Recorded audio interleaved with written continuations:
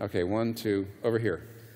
Hi, By the way, Dr. sorry, brothers and sisters, it looks like I'm not going to get to you all, but go ahead. Hi, Dr. Keller. Thanks for your presentation.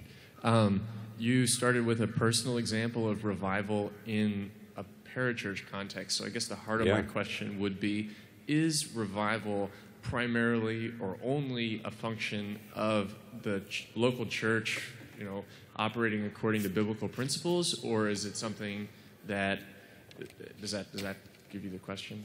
Is it possible in the parachurch? What is it? Well, sure, it's possible in a parachurch. Okay, let's get right to, I don't want to beat around the bush. And if you look at the First Great Awakening, you look at Wesley and Whitefield, honestly, that was a complete parachurch. The whole thing was outside the churches. The churches shut their doors.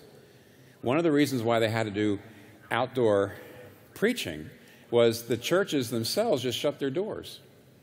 And so what they did was they preached outdoors, and then the converts they brought into what they called voluntary societies.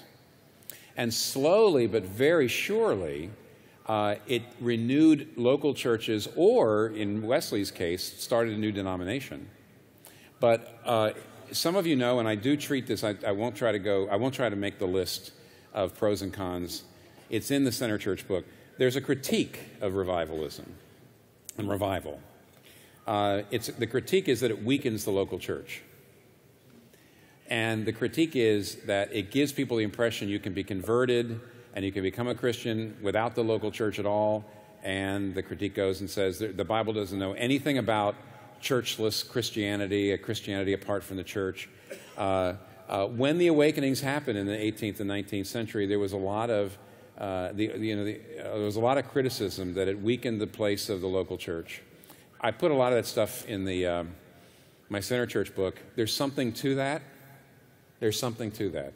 But eventually, the 18th century Great Awakening actually, I think, strengthened the church. It definitely did. But it took a long time. So frankly, like I said, you take a look carefully at that. We talk about, now in this country, Jonathan Edwards, it was largely a local church-based phenomenon. But in the UK, I don't think it was at first. So the short answer is yes, of course it can happen in a parachurch setting.